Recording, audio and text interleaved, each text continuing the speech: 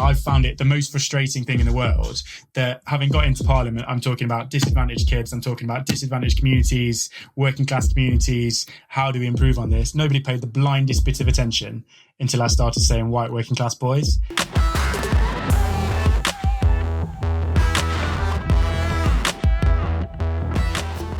Hello and welcome to TRIGGERnometry. I'm Francis Foster. I'm Konstantin Kisin. And this is a show for you if you want honest conversations with fascinating people. We're delighted to say that joining us today is the Member of Parliament for Mansfield, Ben Bradley, MP. Welcome to TRIGGERnometry. Hi, how you doing? It's good to have you on the show, man. We're excited. As we were just talking before we started, we don't ever have serving politicians on the show. We've made one or two exceptions in the past for people that we thought actually would speak their mind and be direct and honest about stuff. So hopefully we can get you cancelled in the process of this interview. Plenty of people have tried. I'm just pleased to be described as fascinating. I'm happy with that. I can go now. Yeah. Well, listen, for anyone who doesn't know you and doesn't know who you are and what your background is, you became the first Conservative MP for Mansfield since 1885. Right. You are quite a lot younger than both Francis and I. So you're quite remarkable in a few different ways. You've done all sorts of jobs in your past. Just tell everybody a little bit about who are you, how are you where you are, what is the journey that brings you to where you are now, which is sitting here talking to us. Yeah, sure. It was almost an accident, to be honest. We, as you say, Mansfield's never had a Conservative MP. It was Liberal and before Labour in the early 1920s. So it's a bit of a shift politically. It was a proper kind of hardcore Labour coalfield territory. And personally, I'd always wanted to be a PE teacher, actually. I went to uni to be a PE teacher and in the end kind of changed my mind and dropped out and worked as a landscape gardener. I worked at Aldi and Frankie and Benny's and various other places and decided in the end to go back and do something that wouldn't railroad me down a particular route, something kind of broad at uni and pick politics, which very effectively railroaded me down a particular route, and then actually fell out with my council about the bins. It got me really grumpy. So of all things. You do look like the kind of guy who's there on a Tuesday morning. Take my bins. Absolutely, that was me at the age of like 21, and ended up doing this petition round, getting all the little old ladies on my estate riled up about the bins, and decided to stand for council and never looked back. Really, just kind of fell in love with it. I mean, what a story, Ben. It's all started with the bins. I mean, that's what people get passionate about. When people talk about local council and local politics, it's inevitably the bins. But you're in the Conservative Party now. The Conservative Party had this massive win at the general election, and you saw seats like yours turn away from Labour. Why do you think that is? It's been going on for a long time. The shifts, if you look at since 1997, Mansfield was an 18,000 Labour majority then. It came down to 11, 8, 6, 5 and went Conservative in 2017. And then this time, I had 1,000 majority then. It's 16.5 now. So it's a big old shift. And it's been happening, as I say, since then. So if you look at not just Corbyn, not just Brexit, those things kind of accelerated it. But actually, it's the cultural shift, for all the history of Labour voting, very unionised industries, really, everybody voted Labour. They've always been kind of small c Conservative when it comes to culture and values. And having broken that Labour connection, seeing Jeremy Corbyn and what he was about and didn't fancy it, there's maybe more of a willingness to look elsewhere. And kind of figure out what those values are. And really, the stuff that we talked about in 2019 in particular, tough on law and order, a bit more kind of patriotic, a bit more, levelling up and supporting those poorer communities was right up their street. Do you think that you and others in the red wall seats, in the red wall areas, do you think that you have shattered that tribal allegiance that people in those areas used to have for Labour, where, my dad voted Labour, my granddad voted Labour, that sort of thing? Do you think that's a permanent rupture? Or do you think you've got this tiny window, and as Boris Johnson said, you have to now prove to people that the vote that they lent you was worth lending to you? I think the latter, certainly broken the allegiance, right? Because I mean, I heard in 2017, even more so in 19, my granddad would turn in his grave if he knew I was going to vote Tory. But they did, and kind of, sucked it up and closed their eyes and marked the cross kind of thing. And we do have to show it. There's no sense to me at the minute that Keir Starmer or Labour have won anybody back over from that perspective. But obviously, COVID's really challenging for many reasons. People are pretty depressed largely. So no huge swell of support for the government either. And we do need to show over the next 3 years that we're going to do something worthwhile with this parliament and make it worth it, particularly that investment in those communities and wanting to see something that tangibly makes things better where they live. So there's a big challenge. And, if we prove the point, then they'll stick with us. If not, it will be a matter of time before, Labour figure out what they're doing and offer them an alternative. Don't you think we're in this quite weird time, Ben, where Conservatives represent the working class better than Labour, and then Labour have become the party of the middle-class liberal elite? It's a big shift, isn't it? And breaks all the stereotypes. I think, there've always been that kind of academic Islington socialists in the Labour Party. And it's always been a bit of an uncomfortable mishmash, certainly for the last 20 odd years, between them and the working class kind of core vote. But actually we saw all the way through Brexit and more recently some of the cultural discussion about that disconnect between the two. And they cannot rub together in those big kind of statement conversations, things like Brexit, where actually it's those Islington academics who not only don't agree with the kind of working class Leave voters, but actually can't stand them. And that's a real problem when it comes to trying to tie together that political coalition, right? So every party has those divides. There's a kind of liberal and more kind of right-wing divide in the Conservative Party as well. But at the minute, we're certainly speaking more for those communities, I think, and Brexit's indicative of that, isn't it? Well, we weren't going to spend too much on Brexit, but you bring it up. And one of the interesting things is all three of us in this conversation voted Remain. Because we're good people.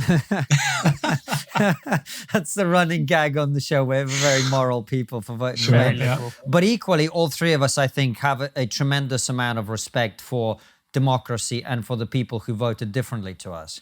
What was that like for you representing a constituency that voted differently to you in the referendum? To be honest, it's been fine. I voted Remain on the basis that I think, like a lot of my generation, I'd never given the EU a second thought, to be honest. I wasn't born when we went in. It's just what I've always had. And hadn't particularly, to be honest, as I said before, I fell out about the bins and went back to uni and what have you. I'd never really thought about politics. I wasn't interested. So it was an odd one. I kind of just went along with what was easiest, if I'm being totally honest. I've got no quarrel with, I didn't have a quarrel with the European Union. I think it seemed like there were problems. I don't want to be part of a federal Europe, but actually, was it in the too difficult box? Was it really worth it? And it wasn't something that was important to me, so I just kind of stuck with it. But I understood the arguments. I always have, and since we actually voted to leave, I think they've come out even more clearly. So it has not been that difficult to fall out with the EU since then, has it? And some of the things that they've done and the way that they've approached this negotiation. So as we've gone on, I've kind of just embraced it, and I think most constituents who pay attention to what I do and say have recognised that. So we've not really had a problem at all. I mean, I was firmly in the camp that I thought to remain within the EU was a good thing. We voted to leave. The vote should be respected. I thought it was the wrong decision at the time and for many years after that. One thing that really changed my mind was the behaviour of the EU over the past couple of weeks with regards to the vaccines. What is your opinion on it?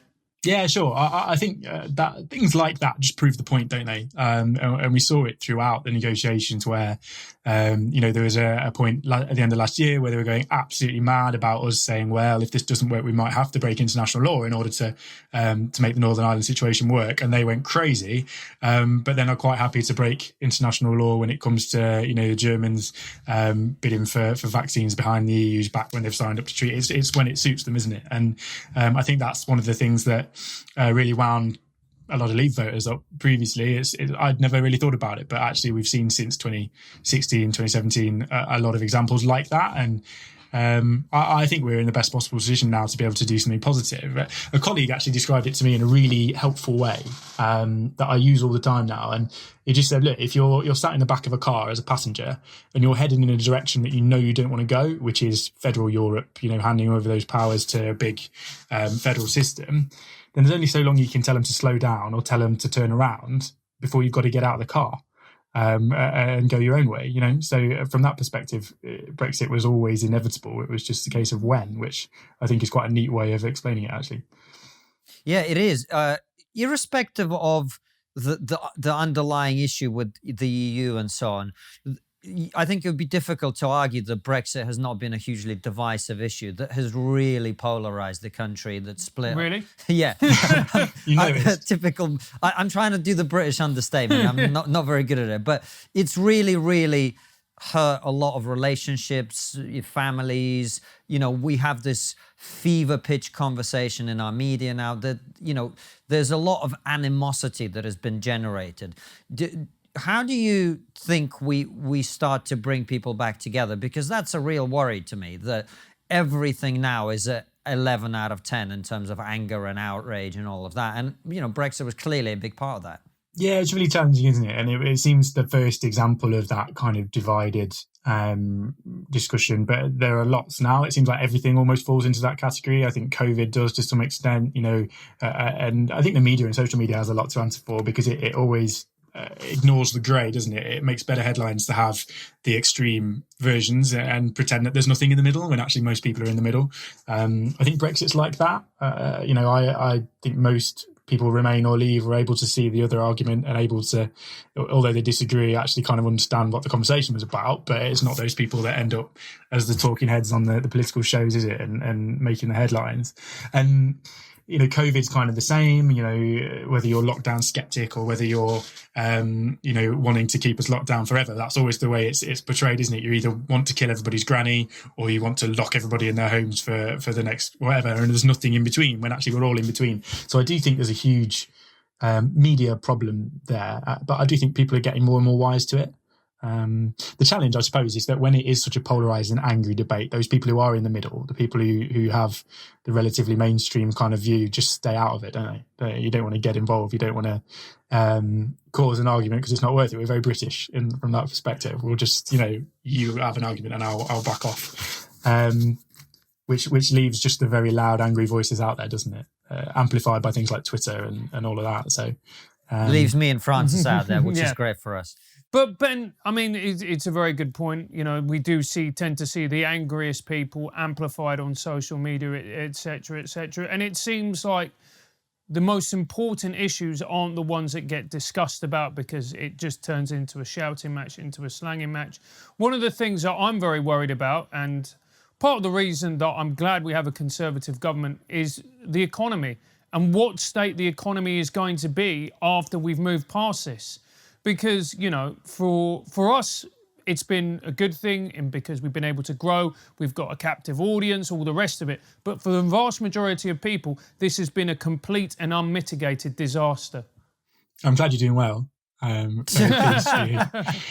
Silver lining. It's massive, isn't it? And unfortunately, with vaccinations being where they are, and with the level of kind of business support, you would hope we would be in a better position than most to be able to pick up again when things open up.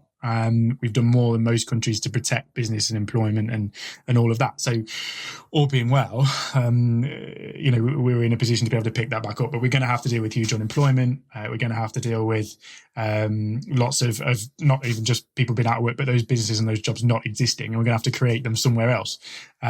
So there's lots of strands to that, right? The skills stuff that was announced a couple of weeks ago, I think is really important. Further education and shifting people across into the sectors that are growing. Because like you guys said, you guys have done well, other sectors have done well. Particularly the kind of logistics and all that kind of stuff.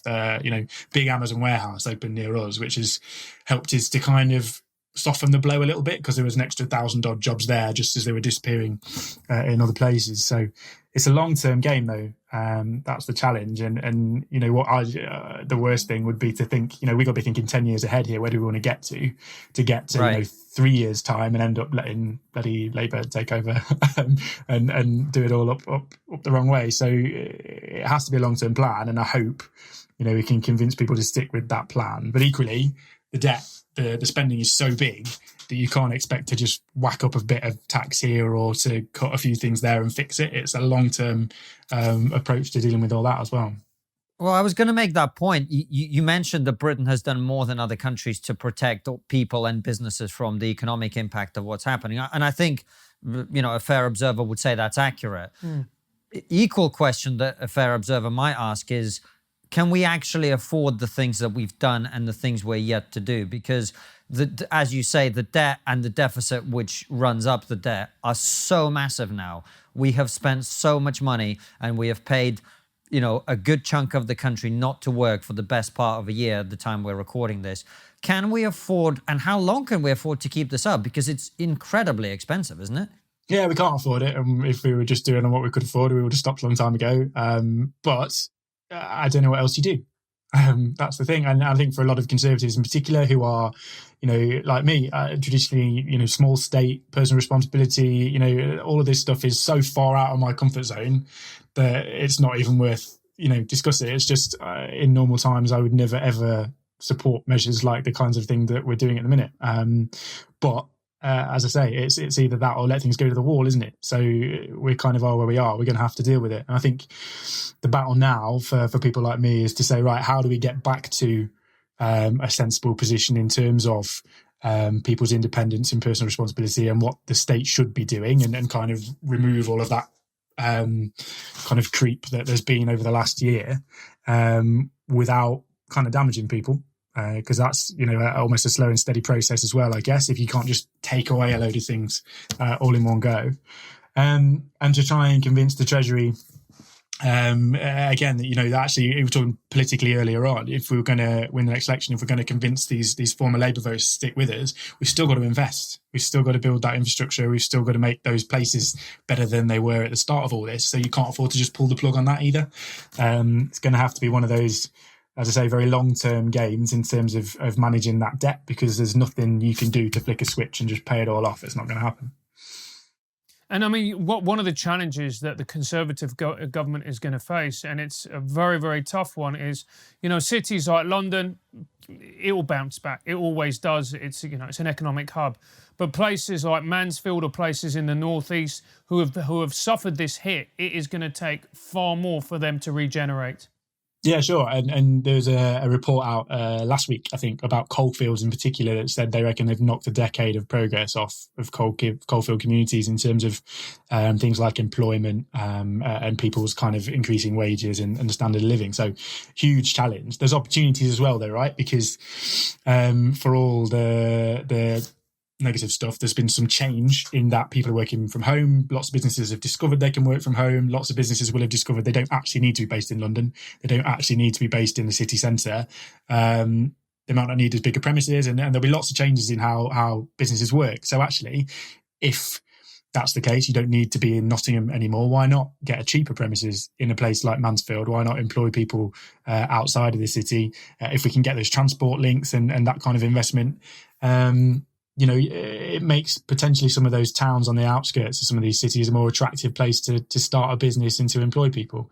And then we've got opportunities on a national level, like in the East Midlands, we've got proposals around like free ports, some of the stuff we can do post-Brexit that has a huge amount of potential. So there's stuff there. We've just got to tie it together and you know, put that infrastructure in place that means you can go and start a business in a Mansfield or a Barnsley or a Stockport, right? Rather than having to go into the big cities and do everything from there. It doesn't happen overnight, but we're talking a good game, at least at the minute. We've just got to get out the other side of the drama. Owned, wrecked, destroyed, Hey Constantine, do you like social media? Yeah, of course. Where else am I going to destroy people with facts and logic? Well, what if I told you there was this great new social media platform that allows you to create live podcasts which lets our fans connect with us in real time? I know all about it. It's called Stereo, and it lets our fans connect with us via voice messages directly in live podcasts. It allows you to get up close and personal with your favourite performer. You know what I'm talking about, ladies. So you can ask any question you like, except, is Constantine here legally? Correct. I'm a resident of Panama for tax purposes. But the great thing about Stereo is it allows you to connect with your favorite musicians, comedians, and YouTubers. It is so simple that even Francis can use it. All you have to do is download it from wherever you get your apps, and it is dead easy to use. Click on the link below, it'll take you straight there. We've already done 2 live shows that are exclusive to Stereo and are not available on any other platform. We talked about classic trigonometry stuff, the EU, big tech censorship, and other types of top-level banter. Here's an exclusive 30-second clip for you to enjoy. Think of how many people now want to fuck with the system. Yeah. That's quite impressive. How many people now don't feel like the system is working for them, don't feel like democracy reflects the will of the people, all of that. Don't feel, and people are starting, frankly, to become aware of how badly they've been screwed over. And I think people are tired of this idea that we have this managerial, financial. We're doing a live show on Stereo again this coming Friday, the 12th of February at 1 p.m. Join us there for this exclusive show and become part of the conversation. Well, you mentioned talking a good game. I want to move on to some of the cultural stuff that we talk about on the show quite a bit. And I think you've really made a bit of a name for yourself by being quite problematic is what your critics might say, or brave is what your supporters might say. But you've spoken up about, men's issues. You've talked about all sorts of cultural things. And, talking a good game, I think a lot of people felt, particularly at the last election, that the Conservative Party, even one that they didn't necessarily feel super enthusiastic about, was their last chance to hold this cultural shift that we are seeing, what people refer to as the culture war, and that while the Conservative Party may not offer a perfect solution, they were the only opportunity to hold that advance. Obviously, COVID comes, it gets in the way of a lot of that stuff. And I think there has been some frustration with the Conservative government that they're not doing enough on the sort of critical race theory and all of that sort of stuff. How do you feel about how your party is doing on that front? I think you're right about people seeing it as the last chance. We've seen what's happened already in the first couple of weeks of a Biden administration in the States, and really going to town on all this stuff and embedding that identity politics. I think it's awful, some of that, to be honest. I guess in terms of performance, there's an element of just, how many hours are there in a day, right, with Brexit and COVID. But now we can hopefully certainly move on from the Brexit stuff as things come together, towards the end of this year, be free of COVID stuff and actually have that capacity. But in the meantime, there's been things going on. I mean, you guys will no doubt have seen some of what Liz Truss and Kemi Badenoch have been doing in the Equality Office. Kemi gave an amazing speech on critical race theory that was very impressive. And Liz looking at changing, moving away from that Equality Act focus on identity politics, on physical characteristics, and instead what are the real inequalities that drive people's life chances, socioeconomic status, geographical inequality, and things that get ignored by the Act. I held a debate in Westminster Hall last year about how I think the Equality Act actually disadvantages certain really disadvantaged groups or discriminates against them, on the basis that if I'm a really rich, well-connected black lad from Hampshire, I can get more support based on the Act than a poor white working class lad in Mansfield, despite the fact that I know that white working class lad has the worst life chances of any group in the country. So it doesn't make sense. And finally, we're getting that, I think, and starting to look at what are the individual issues that hold me back as a person, as opposed to what category am I in, what box can I be put in. And I think that's a really important step, actually. It's early days, but Liz certainly seems committed to making some big changes there. Is that something that's well understood within your party? Because I can tell you with a tremendous amount of certainty that there's a lot of people, particularly in areas like yours, who really passionately care about this stuff. And if the Conservative government doesn't deliver on it, they're going to be upset about it. And you know, everybody, including us, is going to hold your feet to the fire on this one. Yeah, sure. And it's really important. I keep making the point to anybody who'll listen in number 10 about, you know, we talked about the 2019 election. It wasn't won on the basis that the Conservatives normally win elections. We normally talk about it being kind of the economy as the key Conservative thing, but actually it wasn't this time. Arguably, we were telling the country that we were not prioritising the economy. We were going to do something that many people said was going to be damaging. We were going to do Brexit, and that was bad for the economy according to every analysis. So what we were talking about was the cultural stuff. It was getting tough on law and order.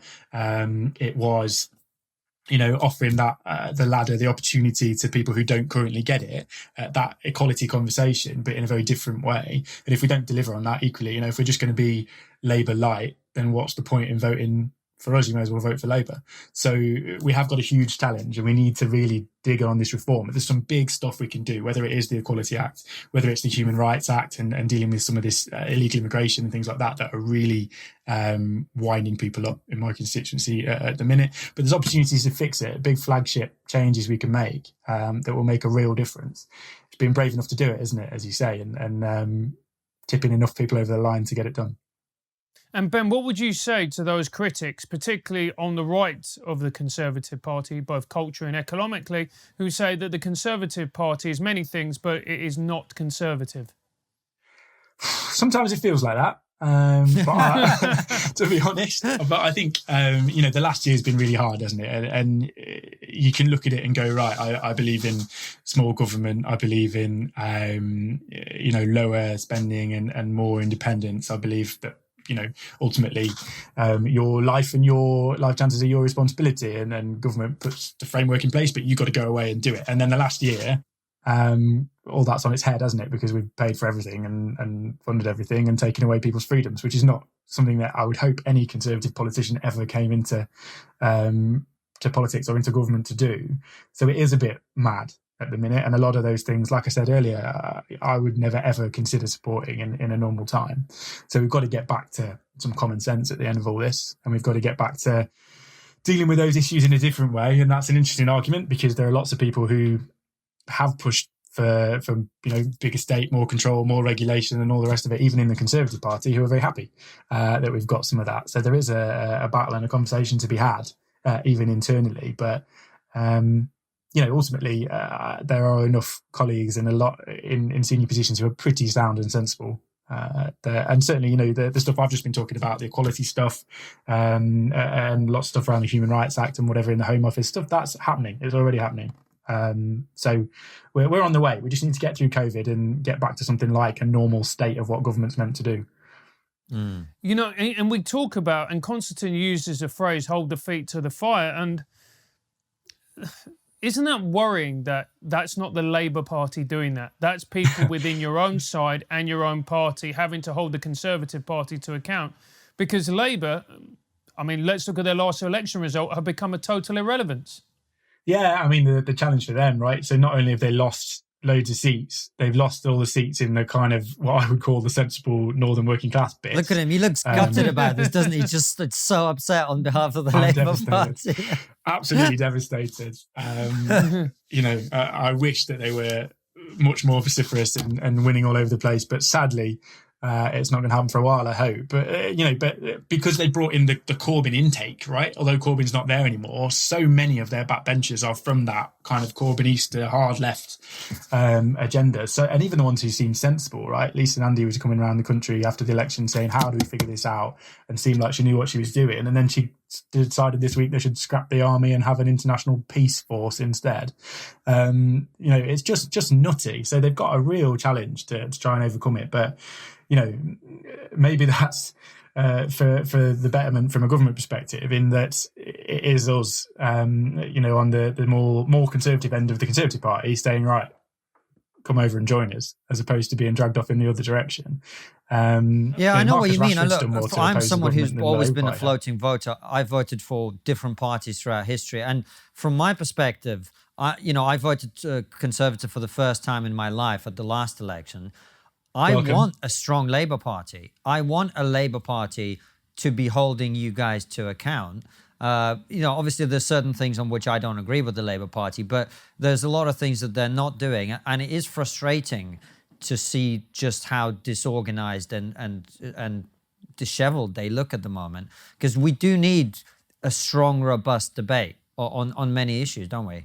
Sure, absolutely. It's healthy for democracy and for the country, isn't it? And we went to too much opposition in 2017 to 19, and it brought everything to a standstill. But actually, there is definitely a place for proper scrutiny, right? And that's what, as MPs, we're supposed to be about, particularly opposition MPs. So there does need to be more. And when you've got social media companies making videos about what a waste of space Keir Starmer is, I saw a Jungle Book one this morning that I particularly enjoyed.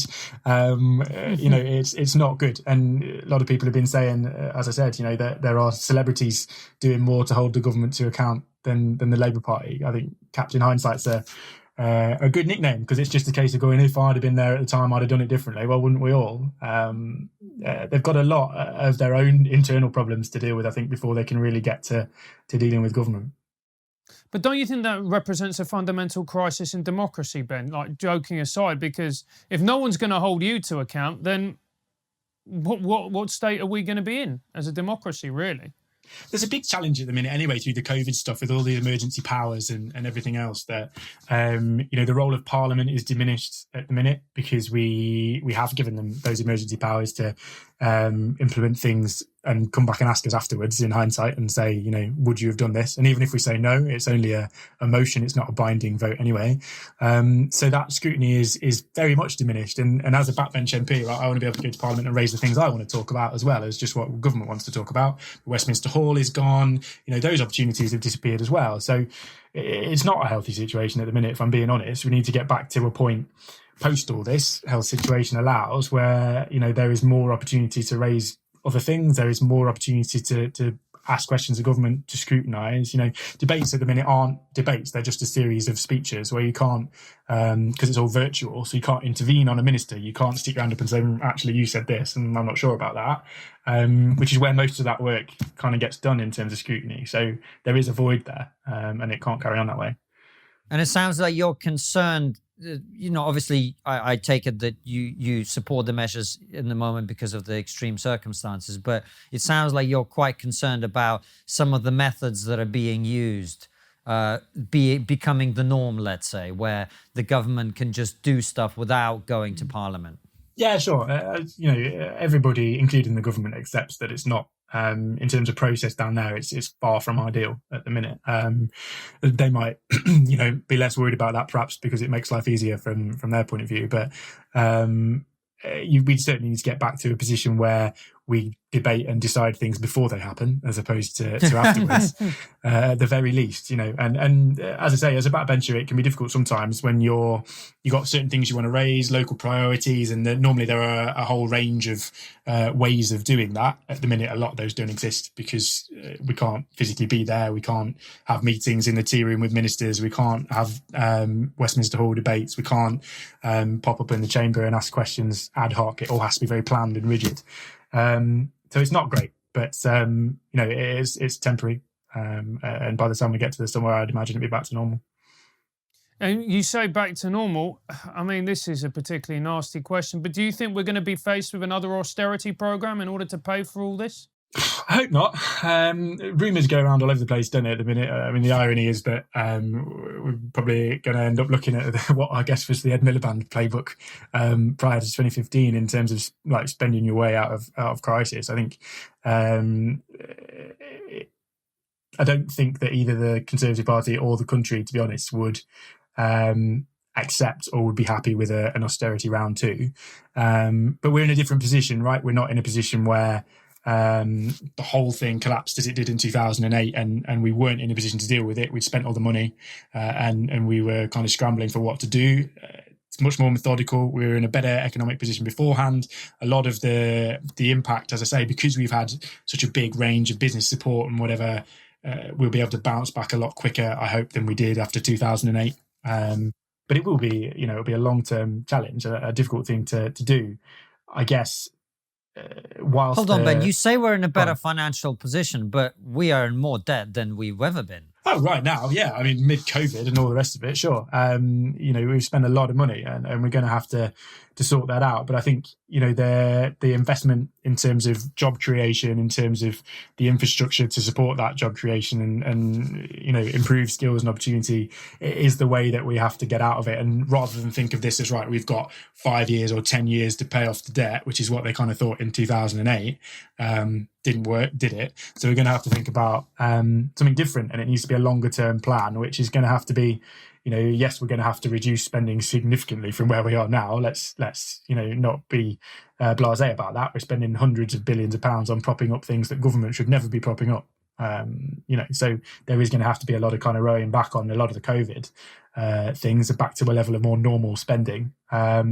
But we've got to invest, whether it's politically to get those red wall seats over the line next time, or whether it's for the economy and to create jobs and to shift people across sectors into new industries. It is all going to take a bit of spending too. So no is the short answer from that big ramble. No, I don't see austerity Mark 2. Because, I mean, you've got significant challenges when we come out of this. Not only do you have to grow the economy once again, but you've also got to go back with the EU, get everything running smoothly again, because obviously there's been disruption because of Brexit. There's stories coming out of the ports, that people are waiting for many, many hours, if not days, to transport goods, etc., etc. I mean, these are significant challenges that the Conservative government are going to face, aren't they? Yeah, I mean, we all knew post 31st of December that there would be some disruption. It's been much smaller than most in the media would have had you believe it would be, fortunately. But there are some sectors, we've seen things, particularly around Northern Ireland, particularly around fishing industry, where we need to find solutions and we need to deal with some of the challenges. And that will happen over the coming kind of months as things come together. And particularly fortunate in some ways, that in terms of that disruption, that with business being much reduced at the minute, maybe there is that period where clearly travel between the UK and the EU is nowhere near the levels it would normally be, which perhaps gives us that window to work some of this stuff out over a bit of time. We're going to have to do that though, and rebuilding the economy relies on us rebuilding that trade relationship and getting all of that working, as well as the deals we're signing everywhere else, as well as the opportunities, as I said, like the free ports and that international trade in other places. And other things we want to do more domestically now than we've done before. We're talking about, more steel production, more energy production in the UK as opposed to elsewhere. So there's loads and loads of things to deal with. Got to find the capacity somewhere, haven't we? And Ben, I wanted to ask you this because I'm curious, viruses come along every now and again. This isn't the last one that we deal with. What sort of assessment is the government either doing already or planning to do in terms of an inquiry afterwards, where you actually look at whether the decisions that we've made were the right ones? I'd like to see some analysis, in the cold light of day, not now when it's all heated, but in the cold light of day going, well, actually, were lockdowns the right decision? How effective have they been? What should we do if another virus comes 5 years down the line? Because I think we'd all accept that this has been less than ideal, to put it very mildly. Yes. And I'm not sure that the sort of knee-jerk, very, very heavy reaction we've had is necessarily the one that you might have had you had some chance to think about this in advance. So what are you guys looking at to understand the best way to deal with things like this in the future? Sure, and there needs to be that inquiry post all of this, and particularly actually when we know what the economic and social impact of it is, because part of the problem so far that I've stood in the chamber and said, you're asking me to do this, but what is the impact of this? You're asking me to lock things down, but what does that do in terms of the economy, in terms of mental health, in terms of people's education? I'm particularly concerned about schools and all of that. But Ben, there's also simply the issue of health. I mean, this is one of the things that really does my head in about this. People don't seem to recognize that lockdowns have a health impact as well. I want to know, how many people die from lockdown? Why are we never given that comparison? Because surely if you're making a decision to do a lockdown, you have to understand, of course, yes, how many lives you expect it to save, but also how many people die. And who are those people? Are they young fathers of 3 versus an 89-year-old in a care home? Those are decisions that you have to look at. Yeah, and we talked about, things like we had International Men's Day talking about male suicide and things like that. We saw after the 2008 economic crash the amount of young men out of work who committed suicide, So there are definitely those impacts. I guess the challenge and what government would say is just that assessing those impacts in the here and now, trying to predict what they will be is just incredibly difficult. It's such a complex picture, isn't it, as to what those impacts are, even if we know what they are, because there'll be hidden challenges as well. And there's things like domestic violence, things like child abuse while people are locked up at home, that we won't see the impacts of for some time probably. So at least after all this, we need to sit down and say, right, what are those figures around all of those things, around mental health, around domestic violence, the economic challenges?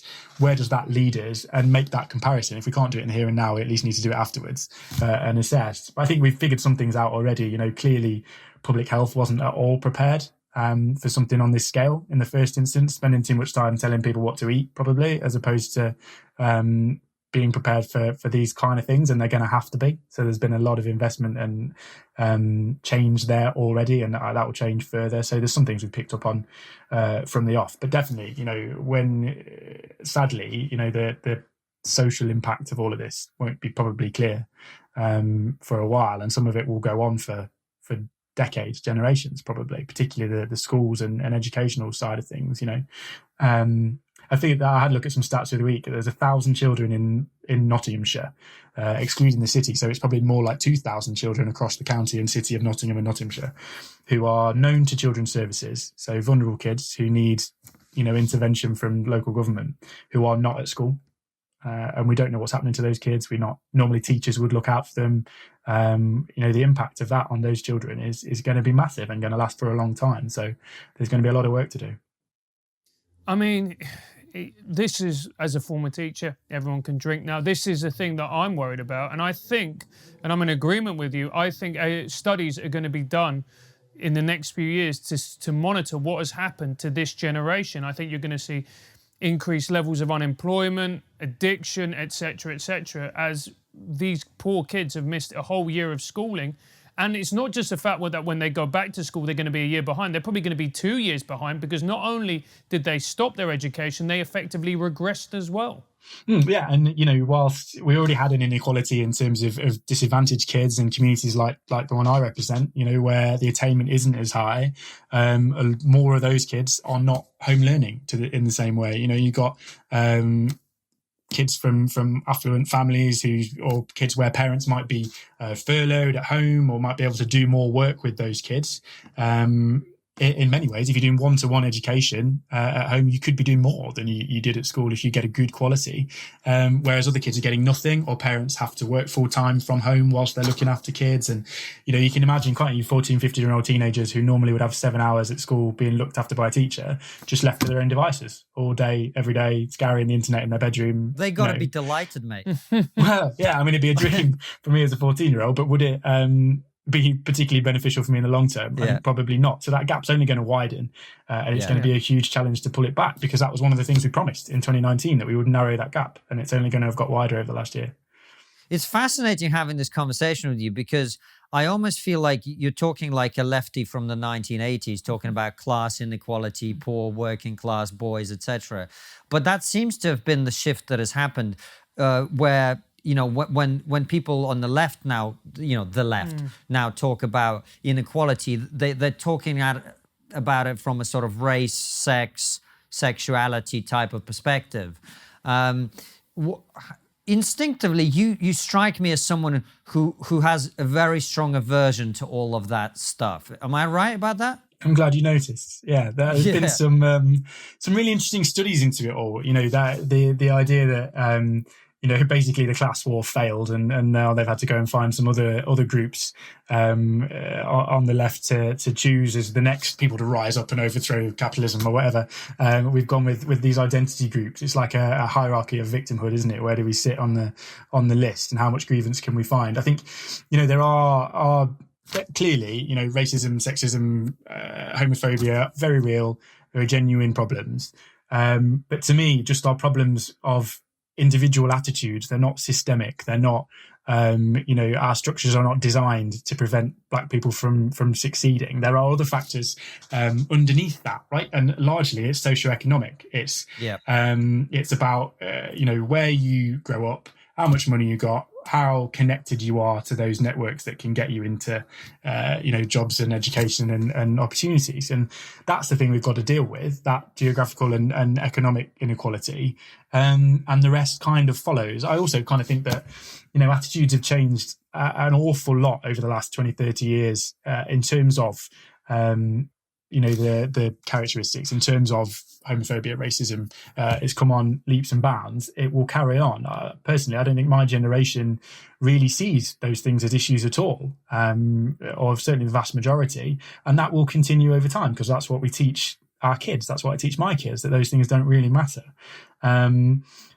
But the more we kind of throw it out in front of everybody, the more we make it front and center of the conversation, the more it does matter, because that's all we talk about. That's all we focus on. And I think it sets the whole challenge back by decades, to be honest. I mean, it does set the whole thing back, because it doesn't matter. And this is one of the things, one of my bugbears with the left. It doesn't matter what people on the right do. If, you have a Sajid Javid, everybody should be, really, really impressed by what he's accomplished, regardless of his politics. Son of a bus driver from Tooting, rose up to become a highly successful banker, then segued into politics. That's a story that should be celebrated, surely. But because he has the wrong opinions, they use a whole raft of epithets against him, and in particular say he's not an authentic Asian person, which to me is baffling. That's how you know you're progressive, mate. Well, that's been. I think every every black or Asian Conservative MP would probably tell you the same. I know our good friends with Kemi Badenoch, for example, and she gets the same. We had it in the chamber, Labour MPs telling Priti Patel that her experience of racism wasn't genuine enough. It's mad, and it does become for them this hierarchy of who is the most oppressed. My own experience is that the majority of people who are supposedly in that system of oppression don't actually feel oppressed. They would much rather be able to have opportunity and succeed on their own merits than because of some physical characteristic that gives them extra help. We find in the Conservative Party all the time, you talk to Conservative women about the idea of all-female shortlists, and they're horrified, largely because they don't feel like they need that, actually, to be able to get by. They're perfectly talented and capable in their own right. So it's a very divided conversation. We talked before about the division in these discussions, and it's another one that makes people very angry on either end, isn't it? That's probably why some of the stuff that I've said has had such a big reaction. But I don't think it's healthy to just draw everything back to those characteristics. We had the International Men's Day debate, and I talked about I felt like everything always focused around those things. So I just wanted to talk about blokes, actually, not minority groups or not whatever, but just kind of everyday blokes like me and communities like mine. I got slated for it, and the Labour front bench speech brought it back to men who are BME and men who are LGBT, and men, can we not just talk about men? Full stop. All men. All men, right. And that will include those men. This is the thing. Exactly. I just find it's so exclusionary, the way that these conversations are being had. And I'm glad you're speaking up about it. You mentioned you getting a lot of flack, and you certainly have got a lot of flack for taking those views. Do you think that is the understanding of these issues that you've sort of described for us? Is that something that people in your party broadly understand, or are you sort of the naughty boy with his hand up at the back of the class at the moment? I think I certainly probably used to be, but there is there's a lot of understanding of it. A lot of people who agree very strongly, but actually are a bit worried about speaking out because they see the flack that I get and they don't fancy it, which I understand. A lot of those conversations have gone behind the scenes, and actually more and more, particularly from the 2019 intake, because we've seen that geographical shift, right? We've seen MPs from the Midlands and the North, from different backgrounds, representing different areas, who've kind of come in and really shifted the nature of the Conservative Party, actually, I think, in a really good way.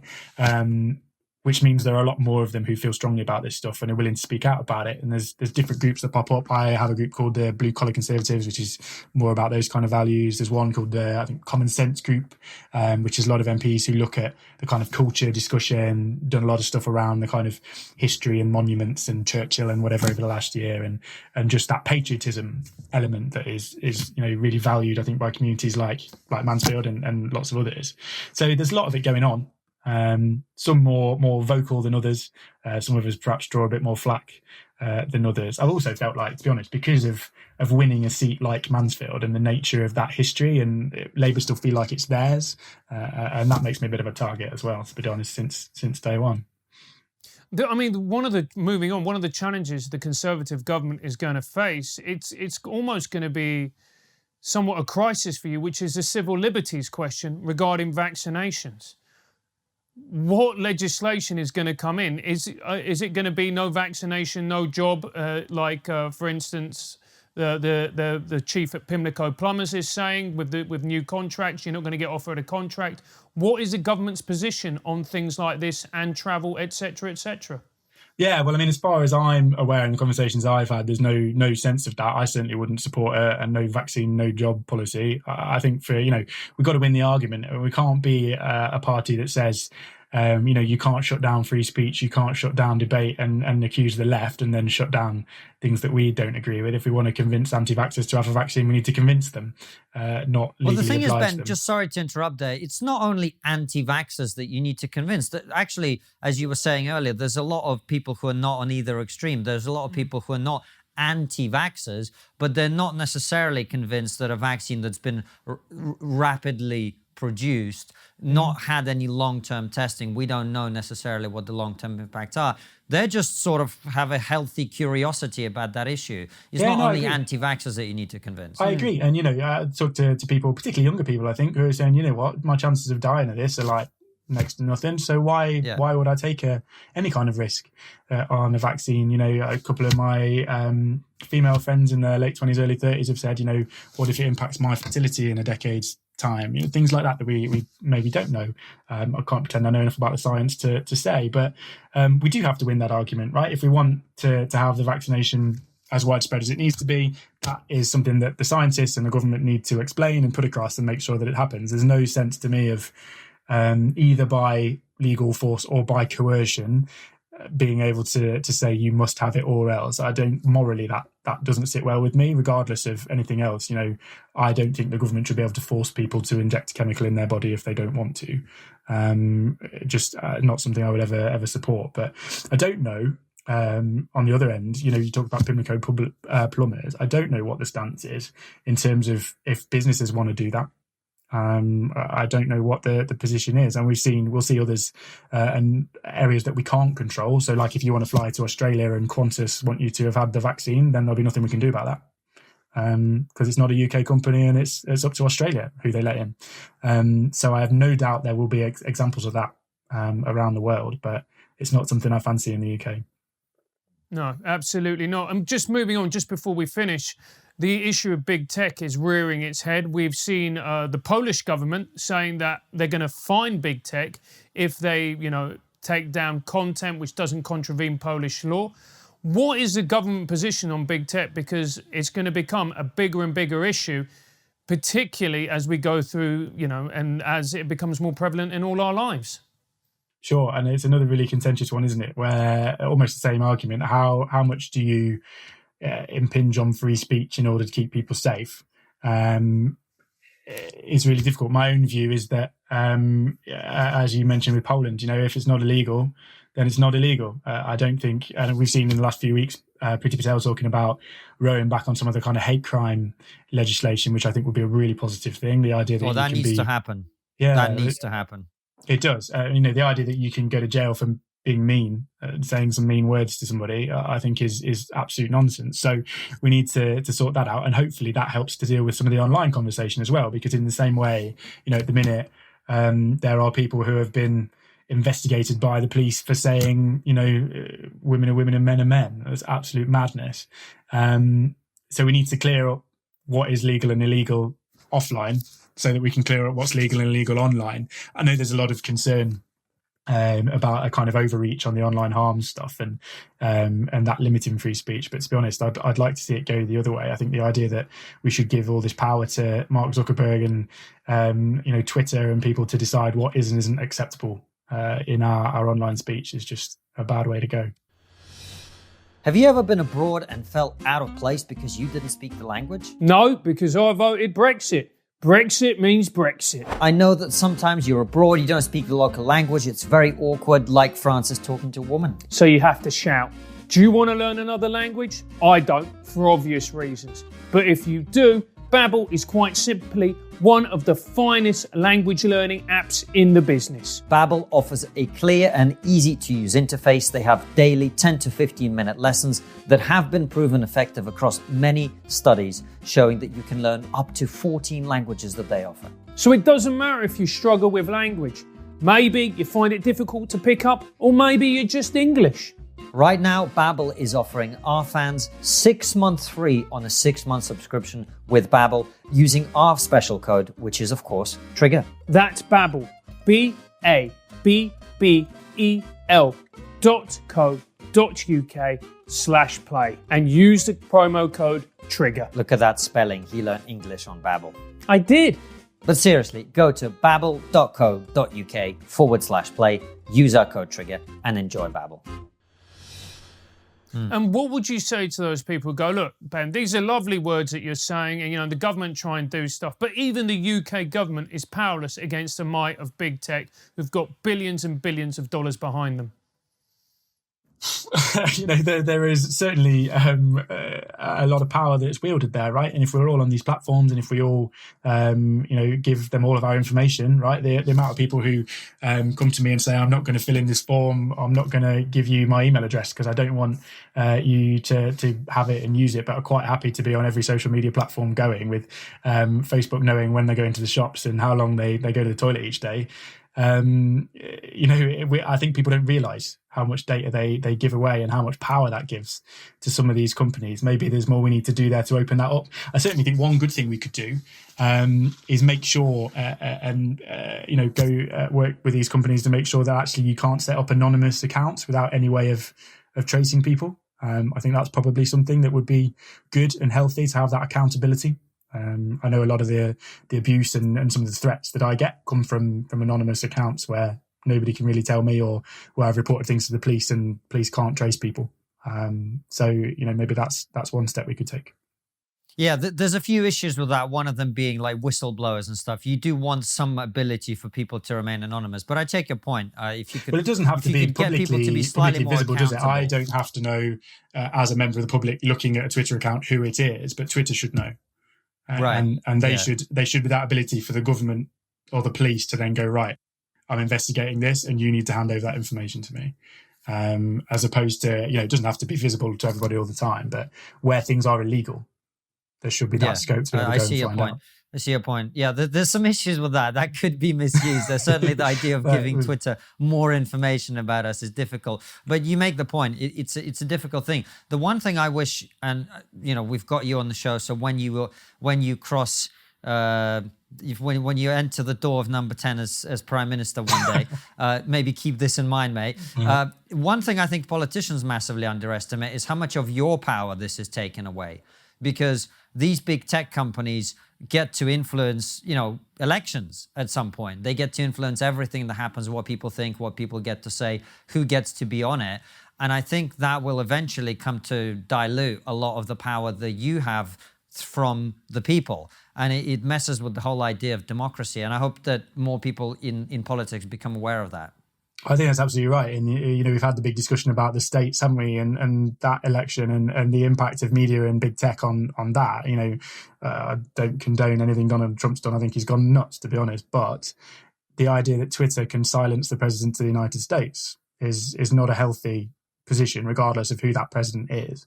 So there is a lot of work that needs to be done. It's incredibly complex, isn't it? Because there is nothing that just is the right answer. Everything is a trade-off. And it's a moral judgment, therefore, as to where you want to draw that line. But, there certainly needs to be a real scrutiny and a real good look at that. And it's probably top of the agenda from all sorts of points of view, isn't it? Whether it's free speech or dealing with crime or just the online harms bill that's already being drafted as we speak. So it's going to be a conversation we have this year, I have no doubt. Fantastic. Well, Ben, thank you so much for coming on the show. It's been an absolute pleasure. The question that we always ask at the end is always the same, which is, what's the one thing we're not talking about as a society, but we really should be? I think it's the thing that actually we've been talking about, but very few others are, and it is that equality conversation. You know, I think you do get shut down a lot when you raise this, and people are really uncomfortable talking about different routes around that. You know, I think that we need to do it very differently, and I think an awful lot of people agree with me. But it doesn't get discussed enough. I keep talking about, you know, white working class lads in communities like mine who don't get the same opportunity, who are bottom of all the lists, and we have ignored that conversation for a long time because it's not very politically correct. And I don't think we can. I think it's increasingly important. So if there was one thing I would whack on the top of the agenda, it would be that. The one thing I would certainly hope, and I think I speak for everyone probably in this conversation, is world peace. World peace. No, fuck that. No, the one thing I would hope for is that we stop having this conversation in racial terms. I just don't think that's helpful. I don't think it's helpful to talk about black kids, and I don't think it's helpful to talk about white working class boys, even in the slight way that you've done there. I think we need to talk about people who are genuinely disadvantaged, whatever their race, whatever their sex, all of that. I absolutely agree. And I've found it the most frustrating thing in the world that having got into Parliament, I'm talking about disadvantaged kids, I'm talking about disadvantaged communities, working class communities. How do we improve on this? Nobody paid the blindest bit of attention until I started saying white working class boys. And all of a sudden, it got loads of coverage. We got debates in the House and it got picked up. And that's the frustrating position we find ourselves in, right? It's like I mentioned with International Men's Day, unless you say LGBT or BAME or whatever, then people aren't bothered. And it feels like that a little bit. And that's a really unhealthy situation because we do need to be exactly what you said, where actually race, sexuality, gender is not even relevant to the conversation. It's just how do we help people who need help? And that's where we need to get to. So that's where we need to start with what things to raise and conversations to have. Well said. All the best of luck to you. We will be watching, and as I say, you know, a lot of our fans are like us, sort of floating voters, and we will be looking to see which way the government takes these things over the next couple of years.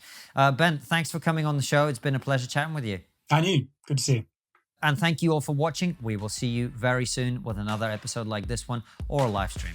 At 7 p.m. UK time, every episode, every live stream. Take care and see you soon, guys. We hope you've enjoyed this incredible interview. Remember to subscribe and hit the bell button so that you never miss another fantastic episode. And if you believe that the work we do here at TRIGGERnometry is important, support us by joining our locals community using the link below.